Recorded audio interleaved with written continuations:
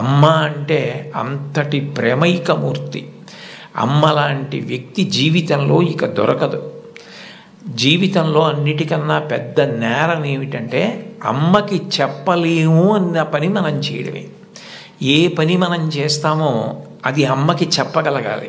మీరు ఏ పని చెయ్యండి, ఇది అమ్మకి నేను చెప్పలేను అన్న పని మీరు జీవితంలో ఎప్పుడూ చెయ్యకూడదు. భగవంతుడెంతో అమ్మ అంతే. మీరు మహాత్ములైన వారి ఎవరి జీవిత చరిత్ర పరిశీలించండి. అమ్మకి నమస్కారం చెయ్యకుండా, అమ్మ గొప్పతనం చెప్పకుండా లేరు. ఈ రాష్ట్రానికి ముఖ్యమంత్రి చేసినటువంటి ప్రాతస్మరణీయులు టంగుటూరి ప్రకాశం పంతులు గారు తన జీవిత చరిత్రలో వ్రాసుకున్నారు. తాను మిడిల్ స్కూల్లో ప్రవేశించినప్పుడు 3 రూపాయలు జీతం కట్టలేకపోతే 25 మైళ్ళ దూరం నడిచి వెళ్ళి వాళ్ళ బావగారిని అప్పడిగితే ఆయన దగ్గర కూడా డబ్బు లేకపోతే మళ్ళీ 25 మైళ్ళు వెనక్కి తిరిగి వచ్చి, అమ్మ అప్పు దొరకలేదు, బావగారికి దగ్గర కూడా లేవుట, నేను చదువు మానేస్తానంటే అప్పటికి ఆ తల్లికి ఉన్నది ఒకే ఒక్క పట్టు చీర.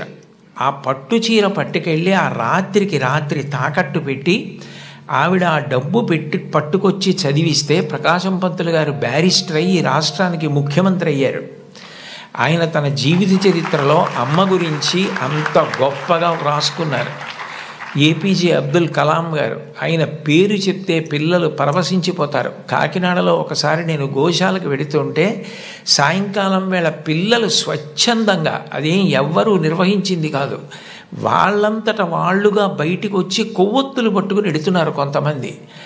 నాకు ఏమిటి ఇక్కడ ఏమీ కనపట్టలేదు, ఇక్కడ ఏమీ నినాదాలు లేవు, నడిపిస్తున్న వాళ్ళు లేరు, పిల్లలు ఎందుకు కొవ్వొత్తులు పట్టుకుని వెళ్తున్నారని నేను వాళ్ళని అడిగాను, ఏమ్మా ఎందుకు ఎడుతున్నారని. మహానుభావుడు అబ్దుల్ కలాం గారు శరీరం విడిచిపెట్టేశారండి, అందుకని కొవ్వొత్తులు పట్టుకుని ఎడుతున్నా ఉన్నారు. నేను ఈ మధ్య కాలంలో ఒక నాయకుడు వెళ్ళిపోతే, ఒక వ్యక్తి మరణిస్తే పిల్లలు స్వచ్ఛందంగా కొవ్వొత్తులు పట్టుకుని వెళ్ళడం చూసింది అబ్దుల్ కలాం గారి విషయంలో చూశాను. అటువంటి అబ్దుల్ కలాం గారు వింగ్స్ ఆఫ్ ఫైర్ అని ఇంచుమించు తన జీవిత చరిత్ర ఆ పుస్తకంలో వ్రాసుకున్నారు.